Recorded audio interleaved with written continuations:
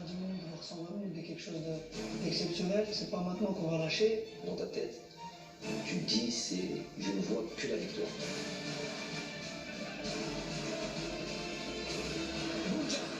Boudja pour tenter sa chance et victoire. Oh, le but après 1 minute et 20 secondes. Boudja qui y croit et l'Algérie est déjà devant au score.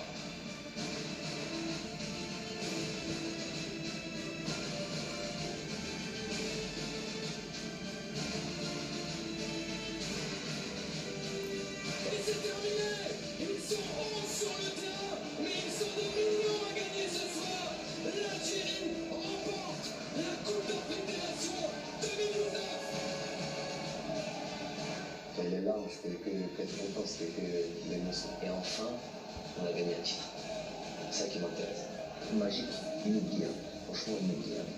C'est gardé dans les mémoires pour la vie.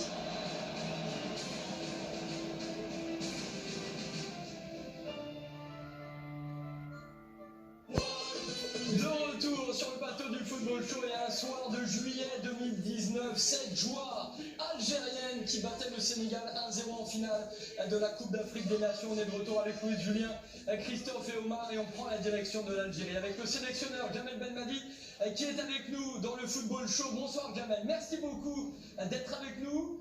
Encore des petits frissons là à écouter ces témoignages et ce but en finale. Bonsoir tout le monde. Et effectivement, c'est vraiment de beaux souvenirs. Et voilà, on en garde. Ça fait toujours chaud au cœur de voir ces images. La liesse populaire. Jamel, vous êtes rassemblés bien sûr avec la sélection. Qualif pour la CAN 2021, ça s'enchaîne. On va récapituler ce groupe H après 2 journées. Vous êtes en tête avec 6 points. Là, il y a une double confrontation contre le Zimbabwe. Ce sera d'ailleurs sur les antennes de beIN Sport. Louis, il y a quand même un formidable parcours. Maintenant, il faut continuer. Il faut continuer, il faut enchaîner. Je pense que Jamel le sait. Le plus dur commence, c'est de repartir avec ce groupe. Jamel, c'est de le tenir, de le maintenir en éveil, avec une grande motivation, non ? Effectivement, généralement, l'histoire du football est une histoire récente. On a beaucoup d'exemples. Généralement, après un grand succès, il y a souvent de grosses désillusions dues à plusieurs choses, plusieurs facteurs, notamment celui de la non-remise en question, ou peut-être rester sur un enthousiasme et sans pour autant se remettre au travail. Et ça, on peut voir par exemple l'Allemagne, championne du monde en 2014 et sortie au premier tour en 2018. Ça, c'est un dernier gros exemple. Donc moi, je prends souvent ces exemples-là. Je leur dis faites attention. On a eu ça aussi nous. Après la Coupe du monde 2010, nous avons traversé du désert jusqu'à quasiment 2014. Après 2014 et le passage au second tour, qui était un exploit chez nous. On a eu une petite traversée du désert aussi jusqu'en 2019. Donc on est averti. Voilà. Jamel, il y a un record qui peut peut-être vous aider à continuer comme ça, à garder vos joueurs sous pression, à garder vos joueurs focalisés. C'est le record de 24 matchs sans défaite qui est détenu jusqu'à aujourd'hui par l'Égypte. Ouais, des petites choses comme ça sont importantes. C'est peut-être pas la plus importante des motivations, je vais dire. Mais moi, c'est plutôt une Coupe du Monde qui se profile. Bon, on a encore un peu de temps. Une Coupe du Monde qui se profile. On a envie d'y être, absolument. On a une Coupe d'Afrique avant ça.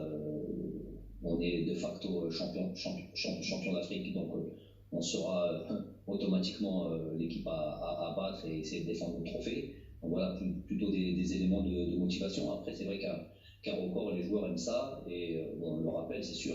Et ils ont envie d'aller battre ce record. Jamel, quelles sont vos clés? Vous parliez de tenir le groupe motivé, concerné, etc. Quelles sont vos clés, vos leviers favoris pour garder ce groupe-là dans le meilleur fonctionnement possible? De toute manière, je ne suis pas de nature déjà, on va dire le coach, s'il a ce rôle justement de transmettre des messages et de faire en sorte que ça fonctionne comme il le souhaite. Dans ma nature, je ne suis pas le genre à m'étaler trop sur un succès. Je sais que ce métier est tellement difficile et que voilà, la joie d'hier peut se transformer très rapidement en une désillusion. Donc, peut-être être un peu rabat-joie, peut-être parfois. Peut-être que c'est un peu ça que je dégage chez les joueurs, mais en tous les cas, ce qui est sûr, c'est qu'ils n'ont pas en face d'eux un entraîneur qui tous les jours leur rappelle. Si je leur rappelle qu'ils ont été champions du monde, je leur rappelle comment ils y sont parvenus, mais pas pour leur dire vous êtes champions du monde, on est les plus beaux. Non, c'est tout le contraire. Et puis on a eu une forme de deal ensemble où on s'est dit est-ce qu'on s'arrête à une Coupe du Monde, une Coupe d'Afrique plutôt, à ce gros succès qu'on a pu avoir, ou bien est-ce qu'on veut aller plus loin, est-ce qu'on a d'autres ambitions, est-ce qu'on veut, notamment cette Coupe du Monde où on veut être présent. Et donc ça a été vraiment une discussion très franche avec je leur dis moi si c'est pour juste garder un poste et puis voilà espérer tout simplement, ça m'intéresse pas. Et il s'avère que c'était pareil pour eux. Ils ont tous envie d'aller loin, ils savent qu'ils ont une bonne génération. Ils savent, il y a certains joueurs qui arrivent, qui sont plus proches de la fin que du début. Ils ont envie d'aller jusqu'au bout, donner le maximum et voir où ça peut nous mener. Donc voilà, on est là-dessus à chaque fois. Et à chaque fois, j'ai un groupe qui répond présent. Jamel, votre équipe a le plus progressé ces dernières années? Déjà, les objectifs pour la Coupe du Monde, c'est déjà d'y être. Déjà, se qualifier. Je dis ça parce que c'est vrai qu'avec ce titre de champion du monde, on a donné beaucoup d'espoir à tous les compatriotes et évidemment, ils nous voient là-bas. Nous, si on se voit là-bas, on a cet objectif absolu d'y être.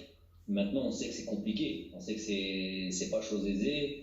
Il y a 5 équipes qui vont y être du continent africain pour. D'ailleurs, sur les réseaux sociaux, Nordine vous demande quels sont les entraîneurs qui vous ont inspiré. Peut-être Louis, d'ailleurs. Allez savoir. Vous avez peut-être inspiré Jamel, non? Vous n'avez pas pu inspirer? Pas osé, non. Non, Jamel. Louis, déjà, j'en profite. Je ne lui ai jamais dit, mais c'est l'entraîneur qui m'a donné l'opportunité de jouer en première division alors que j'étais jeune dans une grosse équipe du Paris Saint-Germain. Donc si je lui ai jamais dit merci de vive voix, je lui ai dit là à travers cet échange et le remercier parce qu'il avait cette capacité quand même à faire confiance aux jeunes et surtout on connaît Louis, c'est quelqu'un qui partage avec ses joueurs et qui est lui-même joueur et moi je vois quand même le métier je le vois comme ça. Comment on peut parler justement de don de soi, de persévérance, d'abnégation, de dépassement de soi et en étant éloigné des joueurs et avoir une sorte de barrière et tout, je vois pas ça comme ça. Il y a certains entraîneurs, peut-être, je juge personne, je suis ce que je suis, je me pose pas en donneur de leçons, mais je veux dire comment on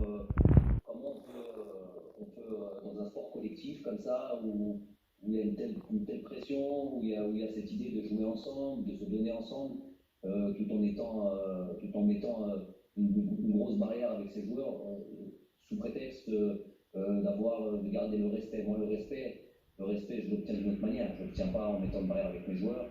Moi, je leur ai dit dès le départ, c'est ma méthode à moi, elle vaut ce qu'elle vaut, mais moi, je leur ai dit, vous m'appelez comme vous voulez. Vous m'appelez Jamel, vous m'appelez coach, comme vous vous sentez à l'aise. Appelez-moi par des surnoms si vous avez envie. En tout cas, le respect, je ne l'obtiendrai pas par une appellation ou par ça, je l'obtiendrai d'une autre manière, ça me peut être sûr. Donc, appelez-moi comme vous vous sentez le plus à l'aise possible. Donc ça, c'est un début déjà. Casser cette barrière et puis avoir des rapports avec beaucoup de loyauté. Moi, ils savent que ce que je dis, je défendrai jamais mes propos. En gros, je dis ce que je fais et ensuite je fais ce que je dis, du mieux que je peux. Ne change pas, Jamel, reste comme tu es, t'es remarquable, c'est parfait, on t'écoute avec les collègues autour, on sent en toi une certaine sérénité. Ton futur à toi, est-ce que c'est partir après la CAN, aller dans un grand club ou est-ce rester avec la section d'Algérie, Jamel, où tu te sens bien, où tu te sens à l'aise?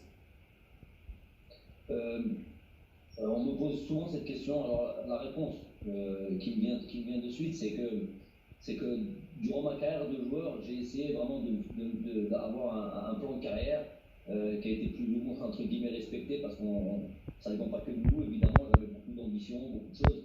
J'ai donné le meilleur de moi-même et en essayant d'aller le plus loin possible. On va dire que c'est plus ou moins réussi, on aspire toujours à faire mieux.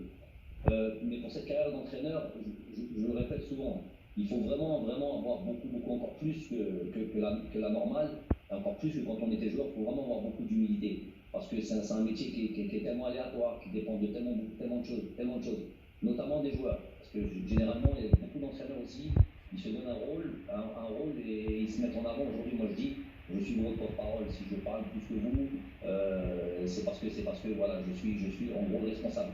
Mais les acteurs principaux et ceux qui sont le plus importants, c'est vous les joueurs. Donc moi je dis ça pour dire que voilà, les plans de carrière en tant qu'entraîneur, j'en ai pas. Moi je suis aujourd'hui ici avec l'équipe nationale d'Algérie, je suis vraiment à 2000%. Il y a une Coupe du Monde, c'est pas le moindre objectif. En perspective, je ne peux pas penser à faire quoi que ce soit ailleurs. Aujourd'hui, c'est l'Algérie avec l'Algérie. En tout cas, Jamel, sur les réseaux sociaux, je peux vous dire que vous avez des fans un peu partout et principalement, bien sûr, en Algérie. Je voulais vous montrer juste 2 messages sur les réseaux sociaux qu'on a reçus cette semaine. Amine qui vous pose une question et qui voudrait savoir si vous pouvez signer à vie comme sélectionneur des Fennecs. Voilà, comme ça au moins c'est fait. Et puis surtout, on a aussi la Pieuvre qui nous dit venez à l'OM. Vous avez porté le plus à l'OM, vous connaissez Marseille, vous connaissez la Réunion. Venez entraîner l'OM, Christophe. Voilà, on pourrait. Pourquoi il va déjà virer Villas-Boas? Ah bah, c'est la Marseille qui m'a dit ça.